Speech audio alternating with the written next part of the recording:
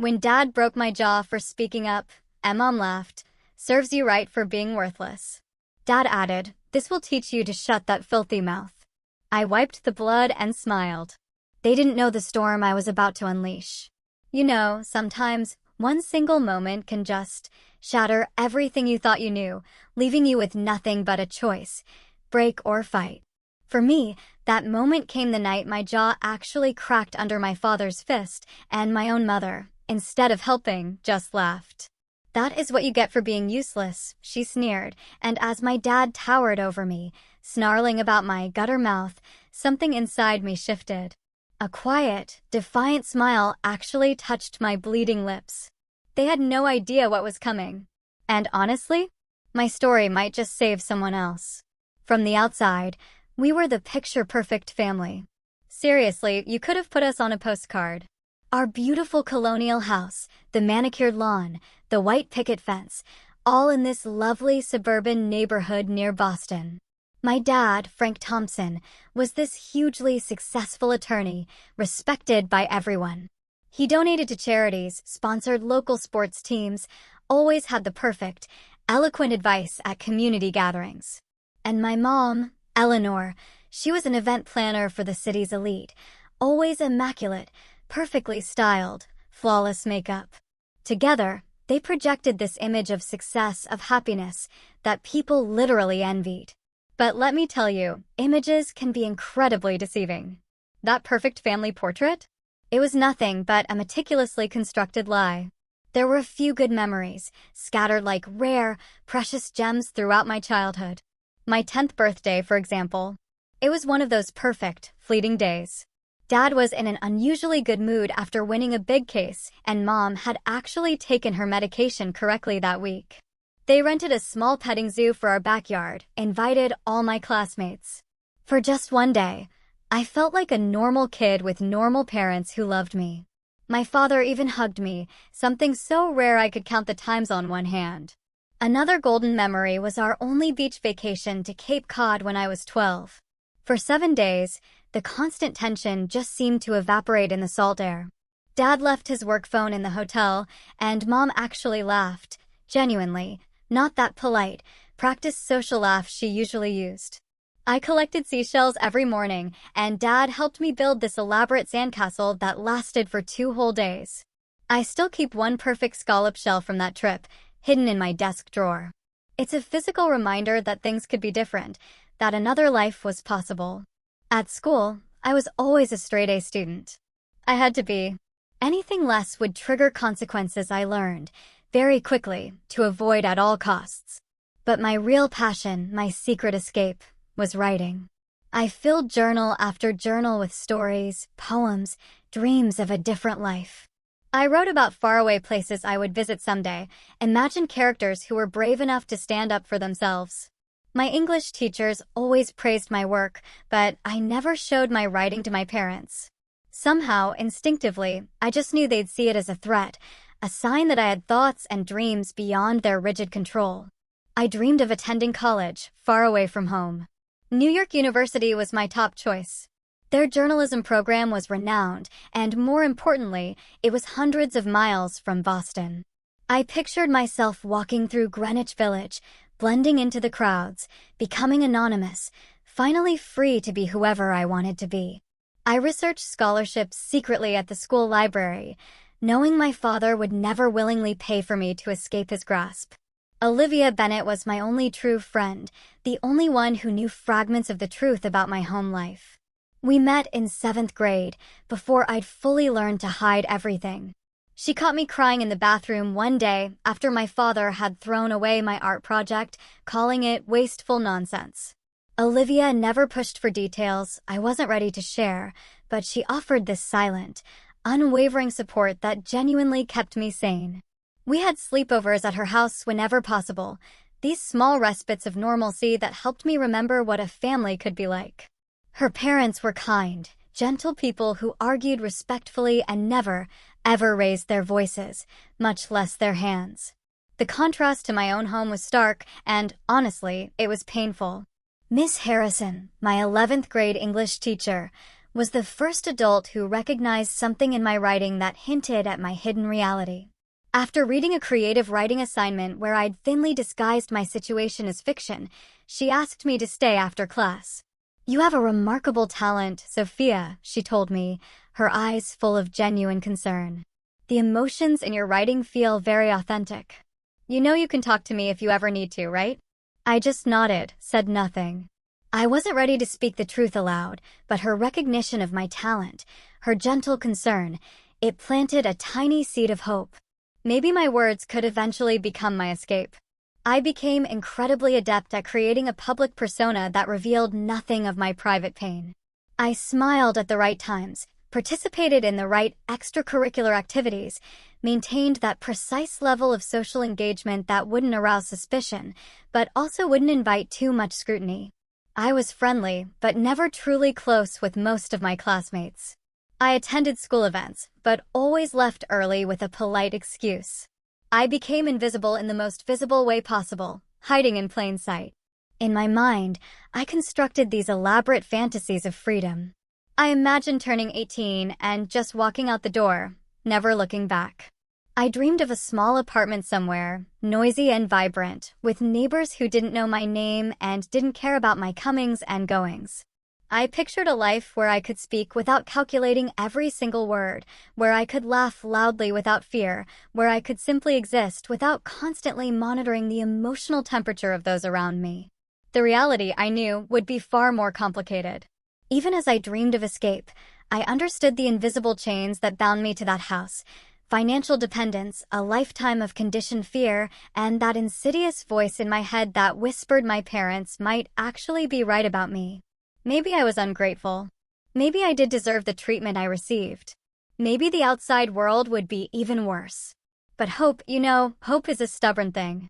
It grows in the darkest places, finding nourishment in the smallest cracks of light.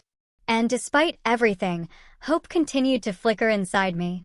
A tiny flame I protected fiercely against the constant winds trying to extinguish it. Someday, I told myself. Someday, I would be free. The first clear sign that my home was truly different from others, truly broken, came when I was 14. I'd always sensed the difference, felt the underlying tension that permeated our house like a toxic gas. But that day, everything crystallized. I brought home my report card, nervous, but quietly. Proud. All A's, except for biology, where I'd received a B+. The teacher was notoriously tough, and most students had scored much lower. I honestly thought my parents would be pleased, or at least not upset. I found my father in his home office, surrounded by legal briefs. I handed him the report card with slightly trembling hands, watching his face carefully for any shift in expression. He scanned the paper slowly, his face darkening when he reached the B+. Without warning, his hand shot out, striking my cheek with enough force to make me stumble backward. "What is this?" he demanded, shaking the paper in my face. "Do you think mediocrity is acceptable in this house? Do you think the Thompsons settle for less than excellence?" My mother appeared in the doorway, drawn by the commotion. Instead of defending me, she just shook her head. "You need to try harder, Sophia," she said coldly. "Do not disappoint your father like this again." That night, I cried silently into my pillow, careful not to make a sound. It wasn't the physical pain that hurt the most, but the crushing realization that my mother would never protect me. In that moment, I understood I was completely alone in my own home. The control escalated gradually after that. My father began checking my phone regularly, reading my text messages, monitoring my calls. He installed parental controls that alerted him to every website I visited. My curfew was non-negotiable, 6 o'clock on weekdays and 8 o'clock on weekends, with absolutely no exceptions. He started vetting my friends, prohibiting me from spending time with anyone he deemed unsuitable, or from families he considered beneath our social standing. One particularly humiliating incident occurred during a study group at Olivia's house. We were preparing for final exams, 5 of us gathered around her dining room table with textbooks and notes spread everywhere. Without warning, my father appeared at the door, having tracked my phone's location. He didn't even bother with social niceties, just announced that I needed to come home immediately. My classmates stared in awkward silence as I gathered my things, my face burning with shame. "I told you to ask permission for any activities," he said in the car, his knuckles white on the steering wheel. "Study groups are a waste of time. Kids just gossip and distract each other." "But Dad, we were actually studying. Miss Peterson assigned us to work together on this project." I tried to explain.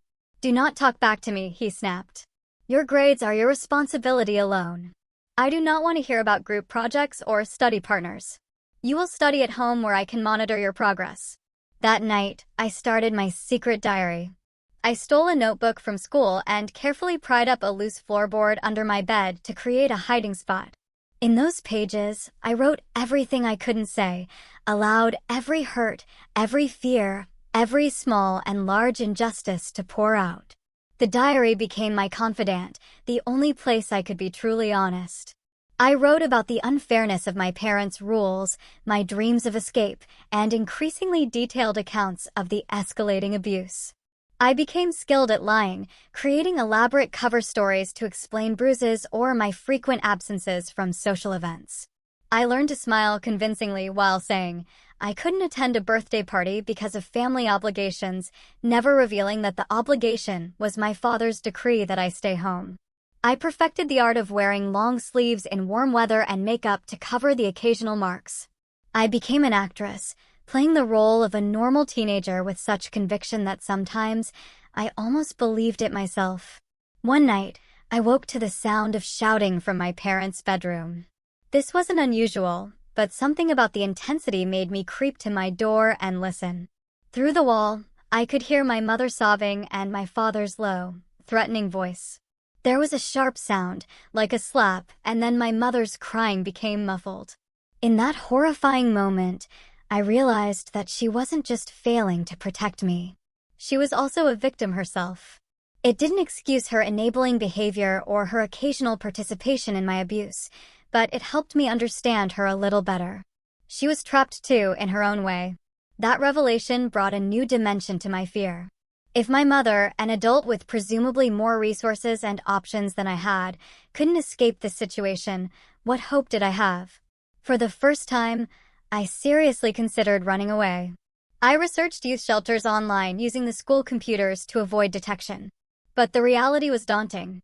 I had no money, nowhere to go, and the terrifying prospect that my father, with his legal connections, would find me and bring me back, making everything worse. So I stayed, adapting and surviving like a creature evolving to live in a hostile environment. I developed an almost supernatural awareness of my father's moods, learning to read the smallest signs, from the way he placed his keys on the table to the rhythm of his footsteps on the stairs. I knew when to make myself scarce, when to be useful but invisible, when a rare window of relative safety might open. It was exhausting, this constant vigilance, but absolutely necessary for survival. My mother's behavior became increasingly erratic. Some days she would be almost kind, slipping me an extra snack or warning me with a look that my father was in a dangerous mood. Other days she seemed to resent my very existence, criticizing everything from my posture to my breathing, as though my presence was an affront to her. I could never predict which version of her I would encounter from one day to the next. As my 16th birthday approached, I allowed myself a small, foolish hope that things might improve. 16 seemed significant, a step closer to adulthood and freedom. Maybe my parents would recognize this milestone, loosen the restrictions a bit, acknowledge my growing maturity. It was a foolish hope, but hope is often foolish in the face of harsh experience. The day came and went without celebration. My father was away on a business trip, and my mother spent the day in bed with one of her headaches, which I had begun to suspect were related to her secret drinking. Olivia brought me a cupcake at lunch with a single candle that we lit in the bathroom stall, away from the no-fire rules. That small act of defiance and friendship meant more to me than any elaborate party could have. That night, writing in my diary by flashlight, I made myself a promise. I would survive 2 more years in this house. I would excel at school, secure scholarships, and find a way out. I would not let them break me. I just had to hold on a little longer. By the time I turned 17, the pressure had intensified to an almost unbearable degree. Junior year brought with it the stress of college applications, SAT preparation, and increasingly important decisions about my future. For most of my classmates, this was a time of excitement mixed with normal anxiety. For me, it was a battleground where my desperate desire for independence clashed directly with my father's iron determination to control every aspect of my life. "You will apply to Boston University and Suffolk Law," my father announced one evening at dinner, not even phrasing it as a question. "Pre-law track. I have already spoken to Dean Richardson about your application. You can live at home and commute. No need for dorm expenses." My stomach dropped. The casual way he had planned my entire future without any input from me made me feel physically ill. No New York, no journalism, no escape. "But Dad, I was thinking about journalism programs," I said carefully, trying to keep my voice steady. "I've been working on the school newspaper, and my advisor thinks I have real potential." My father's face darkened. "Journalism? A dying field full of liberal propaganda peddlers. No daughter of mine is wasting my money on such nonsense. The law is a respectable profession with actual earning potential." "Frank is right, Sophia," my mother chimed in, always the loyal echo. "Think practically. Journalism is for people who couldn't get into real professional programs." I should have backed down then. Experience had taught me that disagreement only led to pain. But something about this moment, about having the next 4 years of my life, maybe my entire future, decided without my consent, made something snap inside me. "I don't want to be a lawyer," I said, my voice stronger than I intended. "I want to write. I want to go to New York. I've been researching scholarships, so it wouldn't even cost you anything." The silence that followed was deafening. My father set down his fork with deliberate slowness, a gesture I had learned to fear. "Go to your room," he said quietly. "We will discuss your attitude adjustment later." Later came 3 hours after, when my mother had gone to bed with her pills and wine. He entered my room without knocking, closing the door behind him with a soft click that somehow sounded more threatening than a slam would have. The discussion that followed left me with bruised ribs and a split lip. I learned that he had found the scholarship applications I had hidden in my desk drawer. I learned that defiance would not be tolerated. I learned that dreams were luxuries I was not entitled to. The next morning, my mother eyed my swollen face over breakfast, but said nothing. I applied concealer carefully before school, an art I had unfortunately perfected over the years. Mr. Davis, my guidance counselor, noticed something was wrong during our scheduled meeting about college applications.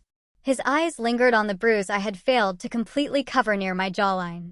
"Sophia, is everything all right at home?" he asked carefully. "Fine," I replied automatically. "I walked into a door handle yesterday. I'm such a klutz sometimes." He didn't look convinced. "You know, you can talk to me if you're having problems. Anything you say would be confidential." I almost broke then. Something in his kind eyes made me want to spill everything, to finally let an adult into the horror of my daily existence. But fear held me back. My father was a well-connected attorney. Who would believe me over him? And even if someone did, what then? Foster care for a few months until I turned 18? Or worse, an intervention that failed and left me still in that house, with parents who would be even more vengeful? "Really, Mr. Davis, everything is fine. I'm just stressed about college applications." He nodded slowly. "Well, my door is always open. About those applications, have you considered Northwestern? Their journalism program is excellent, and I think you would be a strong candidate for their merit scholarships." I felt a surge of gratitude for this small acknowledgement of my actual interests, even as I knew I would never be allowed to apply. I began searching for part-time jobs I could reach by public transportation. If I could save some money secretly, maybe I could afford a bus ticket and first month's rent somewhere after graduation. But my father quickly put an end to that plan. "Your job is to focus on your studies," he declared when I tentatively mentioned wanting to work at the local bookstore. "I will not have you distracted by minimum wage nonsense when you should be preparing for law school." My mother's drinking worsened during this time. I would find empty wine bottles hidden in the recycling bin under other trash, or tucked behind her gardening supplies in the garage. Some evenings she was coherent and coldly critical. Other nights, she slurred her words and either became weepily affectionate or viciously mean, with no middle ground. Increasingly, she seemed to view me as competition rather than her child, making sniping comments about my youth or appearance. On her worst nights, she actively encouraged my father's anger, pointing out perceived infractions I had committed during the day. One afternoon, my physical education teacher, Miss Ramirez, noticed bruising on my back when I was changing for class. I had been careless, forgetting about the marks my father had left 2 days before when he shoved me against the staircase railing.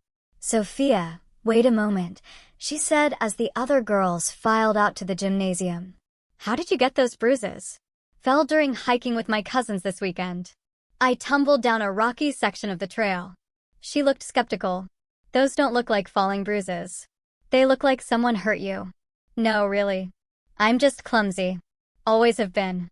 Ask anyone." I forced a laugh, hating how easily the lies came now. She didn't press further, but I noticed her watching me more carefully after that. It was both comforting and terrifying to know someone was paying attention. My friendship with Olivia became increasingly difficult to maintain. My father began to suspect she knew too much, that she was a potential threat to the family image. "That Bennett girl seems to have a bad influence on you," he remarked after forbidding me from attending a study session at her house. "Her parents are divorced, you know. Broken home, broken values." The irony of his statement would have been laughable if it weren't so tragic. Our home was far more broken than Olivia's could ever be. Then came the discovery that would change everything. I was searching for a stapler in my father's home office, a room I was generally forbidden to enter without permission. In a drawer that was partially open, I saw a hotel receipt. This alone wasn't unusual, as my father traveled frequently for work, but the dates caught my attention. He had claimed to be in Chicago that weekend for a conference, but the hotel was in Boston, less than 20 minutes from our house. And the receipt showed charges for 2 guests, with room service for 2, and a bottle of champagne. My father was having an affair. This realization hit me with the force of a physical blow. Not because I had any particular reverence for my parents' marriage, which I knew to be as toxic as every other aspect of our household, but because it was a secret. A secret I now possessed. Information that could potentially be dangerous. I carefully replaced the receipt exactly as I had found it and left the office, my heart pounding. This knowledge felt like a time bomb. I had no immediate plans to use it, but its very existence in my mind felt dangerous. If my father ever suspected, I knew the consequences would be severe. That night, I added this new information to my diary, hiding it in my secret spot with extra care. It wasn't so much ammunition as it was insurance, a small piece of leverage in a situation where I had none. I didn't know yet how or if I would ever use it, but in a strange way, it gave me a tiny sense of power in a situation where I had been completely powerless for so long. As senior year approached, the walls seemed to close in further. My carefully constructed plans for escape were being systematically dismantled by my father's iron control. But the diary continued to grow, documenting every incident, every bruise, every cutting word. And somewhere deep inside, beneath the fear and pain, a different emotion was beginning to take root. Not just fear or sadness or resignation, but anger. White-hot, clarifying anger that would eventually become my salvation. The day I graduated high school should have been triumphant. Despite everything, I had maintained a perfect 4.0 GPA, earned National Honor Society membership, and received recognition for my writing. The ceremony itself passed in a blur of polyester gowns and speeches about bright futures. I accepted my diploma to polite applause, scanning the audience to find Olivia's parents giving me a thumbs up from their seats. My own parents sat stiffly in the front row reserved for families of honor students, my father checking his watch repeatedly, my mother maintaining her camera-ready smile that never quite reached her eyes. That evening, my father had arranged a graduation dinner at our home. Not for my benefit, of course, but because appearances mattered. Extended family, my father's law partners, and select neighbors were invited to celebrate the accomplishment of Frank Thompson's daughter, the future law student, the perfect extension of his own success.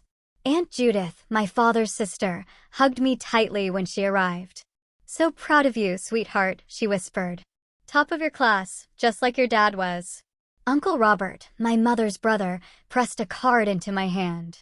"A little something to start your college fund," he said with a wink. "Though I hear your father has it all mapped out for you already." The dining room table was set with the good china, crystal glasses catching the light from the chandelier. My mother had hired caterers, unwilling to risk her reputation on her own inconsistent cooking skills. I played my part perfectly, the grateful daughter, the academic achiever, the girl with the bright future carefully planned by loving parents. "Sophia has already been accepted to Boston University," my father announced over dessert, raising his glass in a toast. Following in the family tradition, pre-law track. We couldn't be prouder. The guests murmured their approval and congratulations. No one noticed my hands trembling slightly as I raised my water glass in acknowledgement of the toast.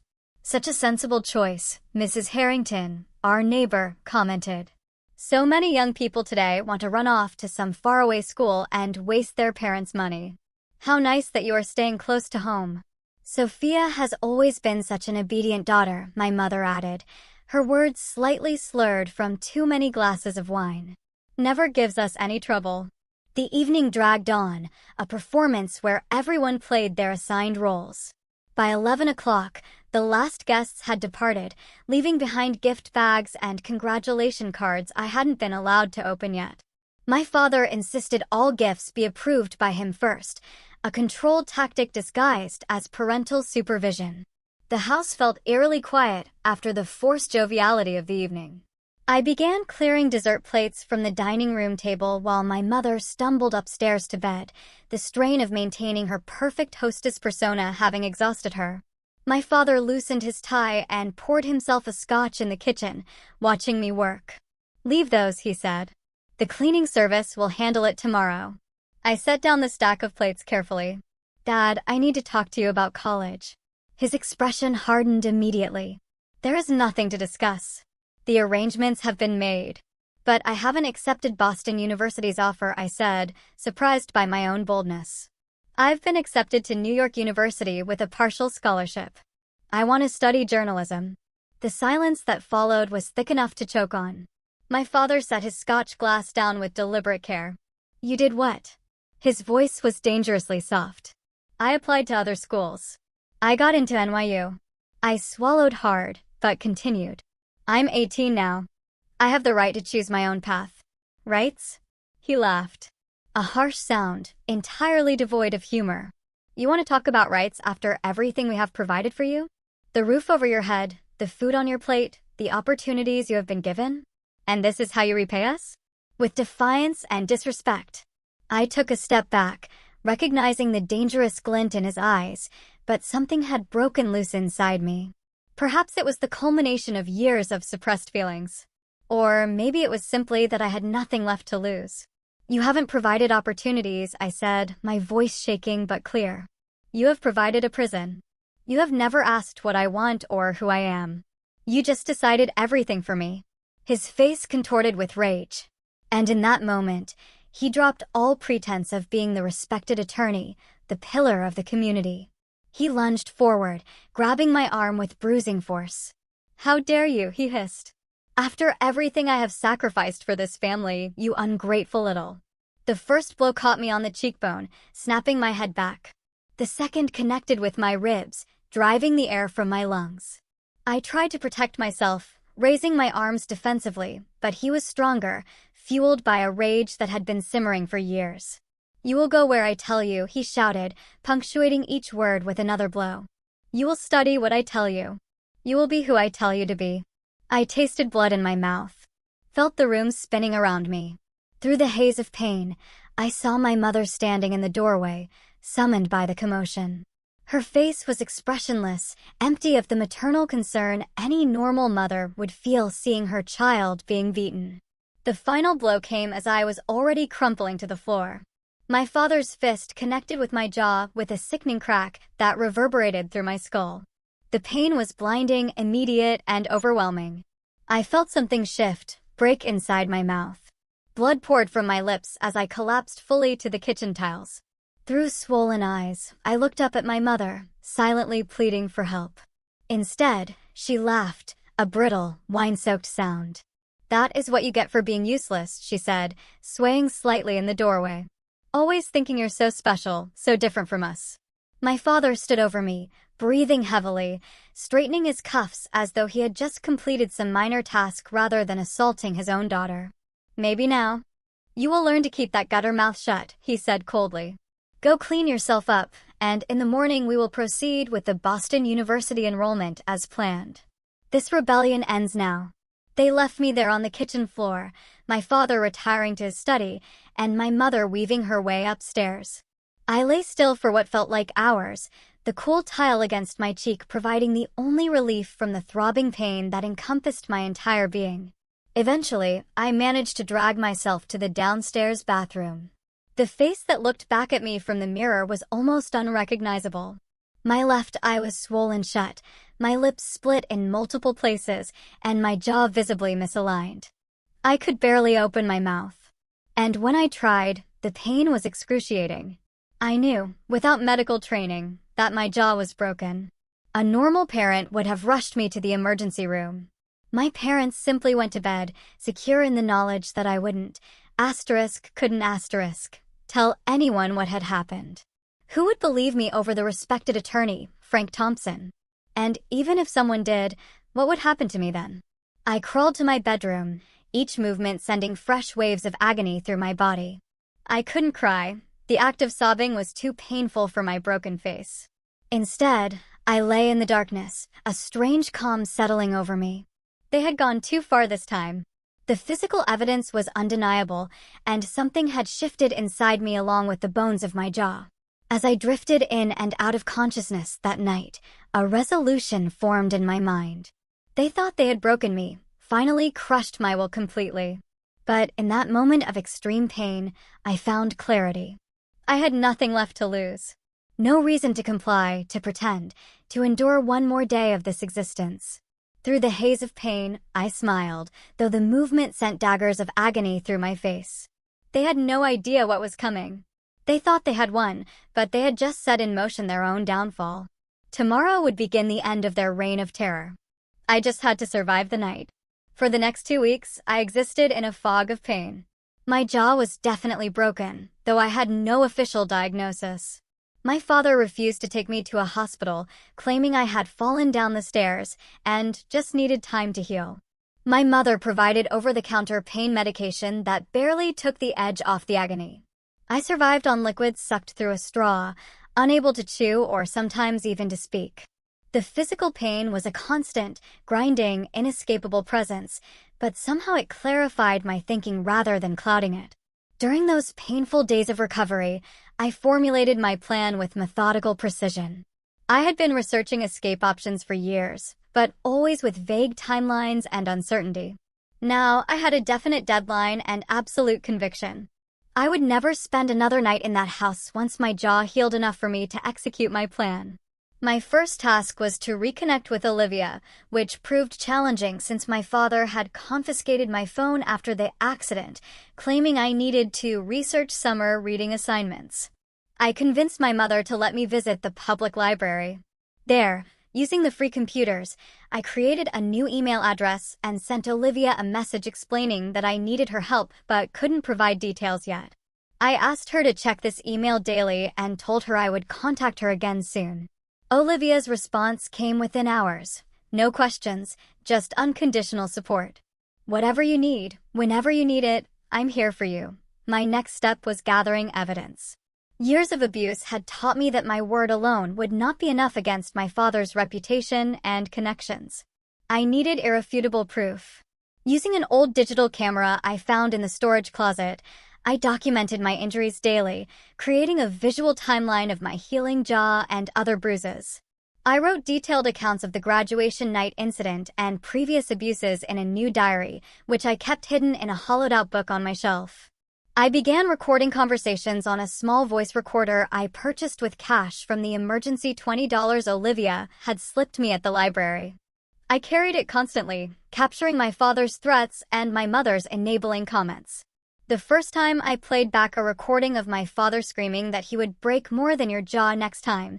Do you understand me, you worthless little bitch? A chill ran through me at hearing the raw hatred in his voice from an objective perspective. Had I really been living with this monster my entire life? 3 weeks after graduation, when I could speak without excruciating pain, I made a secret visit to my former English teacher, Miss Harrison. School was out for summer, but I knew she taught a writing workshop at the community center on Tuesdays. I waited until she was alone after class. "Sophia," she exclaimed upon seeing me, her expression shifting from surprise to horror as she took in my still healing face. "Oh my God, what happened to you?" For the first time, I told someone the complete truth. The words poured out of me, halting at first, then in a rush that couldn't be contained. Miss Harrison listened without interruption, her face growing paler with each revelation. When I finished, she reached for my hand. "I suspected something was wrong," she said softly. "Your writing always had an undercurrent of pain that seemed too real to be fictional. But I never imagined it was this severe. Why didn't you tell me sooner?" "I was afraid," I admitted. Afraid no one would believe me. Afraid of what would happen if someone tried to help but failed. Afraid of him. Miss Harrison helped me connect with Sarah Jenkins, a lawyer who specialized in domestic violence cases and had herself escaped an abusive marriage in her 20s. Sarah agreed to meet me secretly at the library, reviewing my evidence and outlining my options. "Your documentation is excellent," she told me, examining the photographs and recordings. "And since you are 18, you have more options than a minor would. We can file for a restraining order immediately." "Not yet," I said. "I need more time to prepare. Once I make this move, I can never go back. I need to be completely ready." Sarah understood. She helped me create a safety plan and connected me with resources for abuse survivors. She also discovered something unexpected while researching my father. Frank Thompson has been under investigation by the Bar Association for ethical violations, she revealed during our third meeting. Misappropriation of client funds, conflicts of interest. It's been kept quiet, but there's a substantial case building against him. This could explain his escalating violence. Men like your father often become more dangerous when they feel their control slipping in other areas of their life. This information was both terrifying and useful. If my father was already under scrutiny professionally, my allegations might find more receptive ears, but it also meant he was potentially more volatile than ever. Through Miss Harrison's connections, I secured an emergency application to NYU's journalism program, complete with a Special Circumstances Scholarship for students in crisis situations. My academic record and writing samples were strong enough that the department chair made an exception to include me in the fall semester despite the late application. "Your personal statement was one of the most powerful I have ever read," Miss Harrison told me after speaking with her college friend in NYU's admissions office. "They want to help you, Sophia. You just need to hold on a little longer." Olivia became my lifeline during this preparation phase. Using library computers and occasionally borrowing her phone, we coordinated the logistics of my escape. She offered her family's guest room as a temporary safe house before I left for New York and began secretly storing some of my most important possessions at her home. Each time I visited the library, I would bring a small bag of irreplaceable items, from my journals to the shell from Cape Cod, passing them to Olivia in the biography section where security cameras had a blind spot. The date for my departure crystallized when I overheard my parents discussing plans for my father's birthday. They would host a dinner party at our home on July 15th, inviting colleagues, friends, and extended family. It would be the perfect opportunity, with witnesses present and my father unable to react with his usual violence without exposing himself. As the date approached, I finalized every detail. Sarah prepared the legal documents, ready to file for a restraining order the moment I was safely away. My packed bags were hidden at Olivia's house. My evidence was duplicated and stored in multiple secure locations. Miss Harrison arranged for a friend to drive me to New York the day after my escape. All the pieces were in place. The night before the birthday party, I barely slept. Not from fear, surprisingly, but from a strange, electric anticipation. For the first time in my life, I was taking control. I was choosing my own path. The bruises had faded. My jaw had healed enough that the misalignment was only noticeable if you were looking for it. And my resolve had never been stronger. I stood at my bedroom window as dawn broke, watching the neighborhood come to life. The joggers, the dog walkers, the sprinklers activating on perfectly manicured lawns. From the outside, nothing had changed. But inside this house, an earthquake was about to happen. By this time tomorrow, I would be gone from this place forever, and the carefully constructed facade of the Thompson family would lie in ruins. The thought brought not sadness or even anxiety, but a profound sense of peace. I was ready. The day of my father's birthday arrived with perfect weather, as though the universe itself approved of my plans.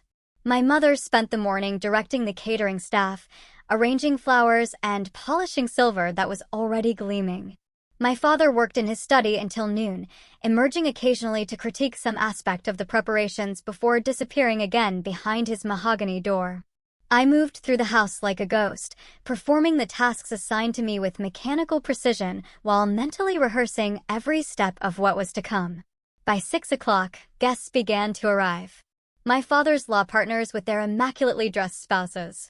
Neighbors bearing expensive bottles of wine. Family members I saw only at holidays, all exclaiming over how grown-up I looked, while not noticing or choosing to ignore the fading yellowish bruise along my jawline. I wore a modest blue dress my mother had selected, my hair arranged to partially cover the lingering evidence of my father's violence. I smiled and nodded at appropriate intervals, played the perfect daughter one final time. If anyone thought my quietness unusual, they attributed it to the natural reserve I had always displayed at these functions, never guessing at the storm brewing behind my calm exterior. Dinner progressed through multiple courses. My father, holding court at the head of the table, accepting compliments and well wishes with practiced humility. My mother, surprisingly sober for the occasion, maintained her role as the supportive spouse, laughing at his jokes and anticipating his needs before he could voice them. A toast, announced Howard Fitzgerald, my father's senior partner, raising his glass. To Frank Thompson, one of the finest attorneys I have ever had the privilege to work with. Your dedication to the firm and to justice itself is an inspiration to us all. If only they knew, I thought mechanically, raising my water glass. If only they could see what happens when the front door closes and the masks come off. After dinner, the party moved to the living room for cake and presents. I excused myself briefly, retrieving the small wrapped package I had hidden in my room. When I returned, my father was already opening gifts, his smile growing with each display of his colleagues' generosity. Expensive scotch, custom cufflinks, rare books for his collection. I waited until he had opened the last of the presented gifts before stepping forward. "I have something for you, too, Dad," I said, my voice steady despite the adrenaline coursing through my veins. He looked surprised, perhaps because I had never shown initiative in gift-giving before, always signing my name to whatever my mother purchased on my behalf. "Well, this is unexpected," he said with a chuckle that sounded warm to everyone but me. I recognized the dangerous undertone, the implicit question of what I thought I was doing, deviating from the script. I handed him the small box, wrapped in silver paper with a blue ribbon. He opened it with deliberate movements, revealing a USB drive nestled in tissue paper. "A flash drive," he said, confusion evident in his voice. "It contains some memories I thought you might want to revisit," I replied. "Would you like to see?" Before he could refuse, I took the drive from his hand and walked to the entertainment center where our large television was connected to a computer system for streaming. I inserted the drive, feeling every eye in the room on my back. As I navigated to the first file, the screen filled with my battered face from the night after graduation. My jaw visibly misaligned, eyes swollen, lips split and crusted with dried blood. A collective gasp rose from the assembled guests. My father lunged toward the television, but froze as the next image appeared, showing the progression of my injuries over days, each dated and time-stamped. "What is the meaning of this?" he demanded, his public persona slipping as panic set in. I clicked again, and his own voice filled the room. "A recording from 3 days after he broke my jaw. Asterisk, try to tell anyone about your little accident, and you will not survive the next one. Do you understand me?" You worthless little bitch. Asterisk the silence in the room was absolute. My mother had gone deathly pale, her hand clutching her throat as though she might be sick. My father's face contorted with rage, all pretense abandoned as he started toward me. You manipulative little liar, he snarled. Turn that off right now. Frank, what is going on? Howard asked, his voice filled with shock and growing suspicion. Nothing, my father snapped. A teenage tantrum. Doctored photos. Edited recordings. My daughter has always had an overactive imagination. Is that why you broke my jaw when I told you I wanted to study journalism instead of law? I asked calmly. Because of my imagination? Before he could respond, the doorbell rang. In the confusion, no one moved to answer it. I walked calmly to the front door and opened it to reveal two police officers standing on our perfect porch. Officers Ryan and Torres. The female officer introduced herself. We received a call about a potential domestic violence situation at this address. That would be correct, I said, stepping back to allow them entry. I am Sophia Thompson. I made the call before the party began. Everything happened very quickly after that. The officers separated everyone, taking statements in different rooms. My mother, initially attempting to defend my father, crumbled under questioning when confronted with the photographic evidence and recordings. She alternated between blaming me for provoking him and claiming she had been too afraid to intervene, her carefully constructed world disintegrating around her. My father, recognizing the severity of his situation, attempted to leverage his legal connections, demanding calls to judges and police superiors, but the officers were professional and unmoved by his threats or attempts at camaraderie. Frank Thompson, you are under arrest for domestic assault and battery, Officer Ryan stated, reading him his rights as she handcuffed him in front of his colleagues and friends. The ultimate humiliation for a man whose public image had been everything. As they led him toward the front door, he locked eyes with me one final time. You will regret this, he hissed. You are nothing without this family. Nothing. I stepped forward, finding strength I never knew I possessed. No, Dad. You are nothing without your facade. And now everyone can see exactly who you really are. The guests departed in shocked silence, the birthday celebration forgotten in the wake of the scandal unfolding before them. My mother locked herself in her bedroom, the sounds of breaking glass suggesting she had found her hidden wine supply. I stood in the empty living room, surrounded by half-eaten cake and discarded gift wrap, feeling strangely light, as though a physical weight had been lifted from my body. Outside, I could see Olivia waiting in her car as planned, ready to take me to her home for the night before my journey to New York the following day. Before leaving, I walked through the house one final time, this prison that had contained my entire existence for 18 years. I took nothing but the documents I needed, the evidence that would ensure my father could never hurt me again, and the small shell from Cape Cod, a reminder that, even in the darkest places, moments of light can exist. At the front door, I paused for one last look. Goodbye, I whispered, not to the house or even to my parents, but to the frightened girl I had been.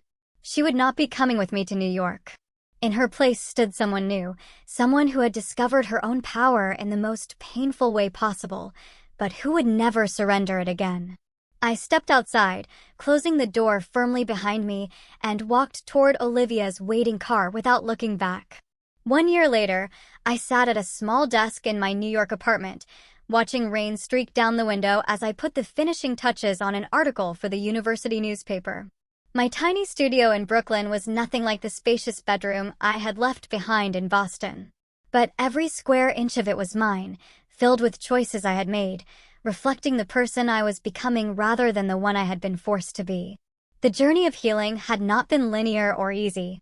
There were nights I woke up drenched in sweat, the phantom sensation of my father's hands around my throat so real I had to turn on all the lights and remind myself he was hundreds of miles away, no longer able to hurt me.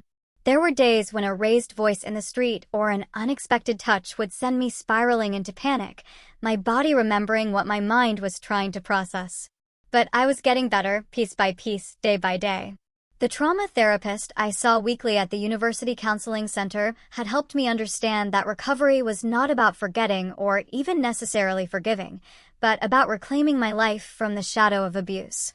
Trauma changes the brain, Dr. Patel explained during one of our sessions. But so does healing. Every time you make a choice for yourself, every time you practice self-compassion, you are literally rewiring neural pathways. You are taking back what was stolen from you.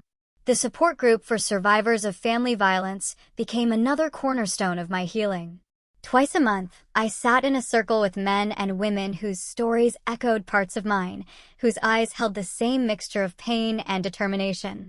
We shared strategies for managing flashbacks, celebrated small victories, and reminded each other that we were not defined by what had been done to us. "You are not alone in this," Mia, the group facilitator, often reminded us, "and you are more than your worst experiences."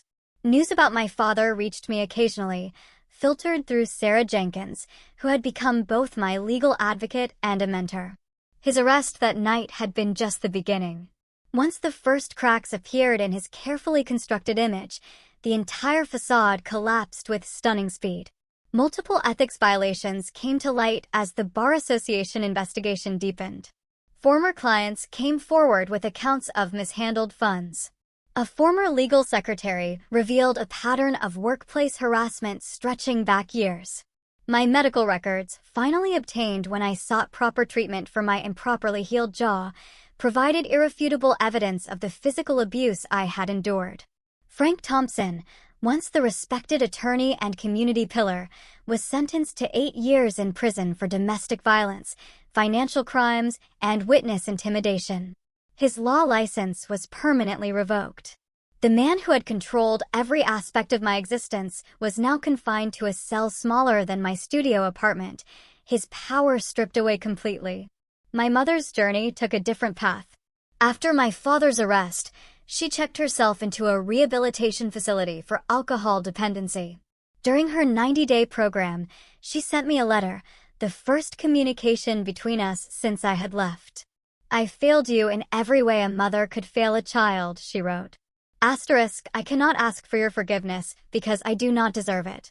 But I want you to know that I am trying to understand how I became the kind of woman who would watch her husband hurt her child and do nothing. I do not recognize that person anymore, and I never want to be her again. Asterisk, I read the letter several times before placing it in a drawer. I wasn't ready to respond. Not sure if I ever would be. The therapist assured me this was normal. That reconciliation, if it ever happened, would need to come on my timeline, not hers. Your only obligation is to your own healing, Dr. Patel reminded me, not to anyone else's expectations or timelines. My first published article appeared in the university newspaper at the beginning of spring semester. A piece about recognizing the warning signs of domestic violence in teenage relationships. I didn't use my own story directly, but the knowledge and insight I had gained through my experiences informed every paragraph. The editor asked me to make it a regular column, focusing on different aspects of relationship dynamics and personal safety. I was invited to speak at local high schools about dating violence and family abuse, sharing warning signs and resources without revealing the full extent of my personal history. Standing before classrooms of teenagers, seeing recognition flash in certain eyes, I understood that my experiences, however painful, had given me a voice that could potentially help others avoid similar situations. Miss Harrison visited me in New York during spring break, bringing news of Olivia, who had started college in Boston but stayed far away from my former neighborhood. Over coffee in a small cafe near Washington Square Park, my former teacher and I talked about the future rather than the past. "I always knew you had exceptional strength," she told me. "But watching you rebuild your life after everything you've been through. I'm simply in awe of you, Sophia." I shook my head. "I just did what I had to do to survive." "That is exactly what strength is," she replied. "Doing what needs to be done, even when it seems impossible."